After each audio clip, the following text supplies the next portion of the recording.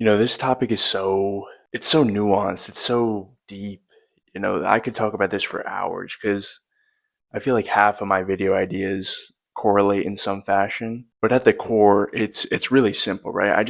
There's something in me that never feels maybe at peace, right? Satisfied, accomplished with the things I've done in my life. I've mentioned it in previous videos. I almost feel bad for feeling these things because it's like because as lucky and blessed as I am, it's like how could you even feel that way? You know what I mean? But this ties so deeply into human nature. How we always we want more, we crave more. It's never enough. You're never accomplished, you're never satisfied. And I know for a fact I'm not the only one who feels this way.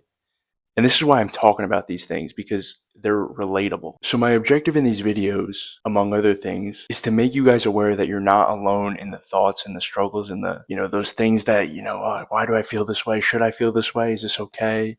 Yes, it is okay. And that's what I want to try to convey to everybody is it's okay not to be satisfied with where you're at in life, not to be at peace or maybe feel accomplished, right? This is human nature. And is it the best thing in the world? Probably not. We should feel happy with what we have and live in the present moment and be grateful. But two things can coexist. You can feel happy and grateful and show thanks for what you have in your life, and you can also want more. It's that challenge. It's that internal battle, maybe that it's like, oh, you know what? It's kind of pulling you both directions, you know. So it's a hard thing to navigate. It definitely in your head. I bet. At least I can speak for myself. It just it kind of I don't want to say it eats at me, but it's like, oh man, is this the right or wrong thing to think or believe? And there's this thing called the arrival fallacy that I recently discovered where you feel like the next accomplishment is going to be the one, right? And once you get there, it's like, yes, we finally did it. We feel good. We're happy. We're at peace.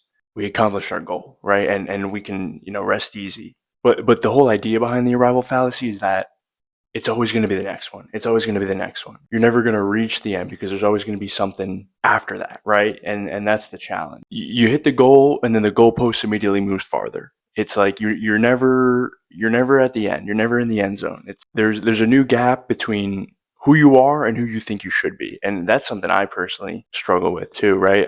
I think to put it in perspective, where I am now versus where I was a year ago, I'm a completely different person. It's unbelievable. It's unbelievable. And I have a really long way to go. I know that personally. And this is my point about the arrival fallacy, right? Because in a year from now, I'm going to be a completely different person again, but I'm going to tell myself 2 years from now, I'm going to keep, up leveling, right? So I'm never going to reach. So there's really no ceiling to where you can take it. And that's a good thing as human beings. We're always striving for more. We always want to grow and become a better version of ourselves. So, this maybe it's not a bad thing. It's such an interesting subject and topic and struggle. It's like, it might be a good thing. Now that I'm talking about it out loud, it's like, okay, that's not maybe the worst thing in the world because I'm always striving for more. I'm always trying to be a better person. So, but should I also dial it back and be satisfied with where I'm at and be grateful for what I have in my life currently? So it's like I said, it's a double-edged sword. It's a difficult thing to navigate. So it's the idea that content gets misunderstood as complacency, and that's what people are worried about. They think if they're happy with where they're at in life currently, they're going to settle and not strive for more in the future, which isn't true. Like I said, two things can coexist. You can be happy and also strive for more and be ambitious, right? And that's another great point, right? That ambition that we have as human beings, it robs us of enjoying the present moment because it's like I always want more. I always want to keep working. I want to keep grinding, and then you get so caught up you don't even realize where you are. And I'm honestly having that problem right now because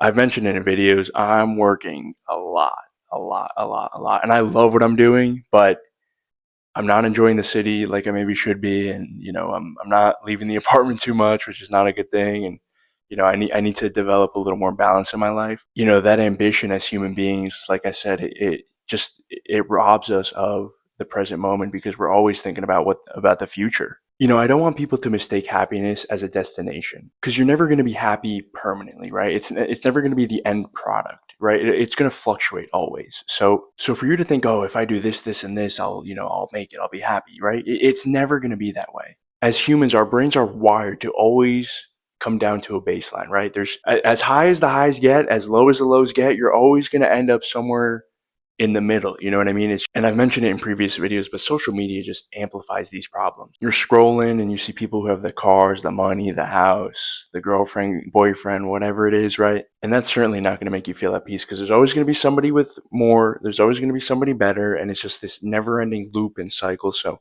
I highly advise people to don't take everything for face value. That's the biggest thing, and don't beat yourself up if you're not where you think you should be. And there's other people online who flash their stuff. You're getting a very small portion of the picture. So for me, now that I'm talking about it, and I think there's value in talking about it, because I think people can relate. It's like I don't know how to deal with it. It's not something that I have the answer to that I can give you guys. And that's the point of these videos too, is to be vulnerable and say, I'm not perfect. I'm also figuring it out, and we're in it together. Like, I'm with you because I understand what you're going through. And so I'm thinking to myself, I got to figure something out where I can be present and enjoy the moments that I'm living in currently, and not get bogged down worrying about future David or past David or whatever, right? I need to be present David, and I need to enjoy this moment. My brain needs to be here. I can't be thinking about other things that I haven't accomplished or that I've yet to accomplish, or things in the past that I wish I'd done differently. I need to be present. The most important thing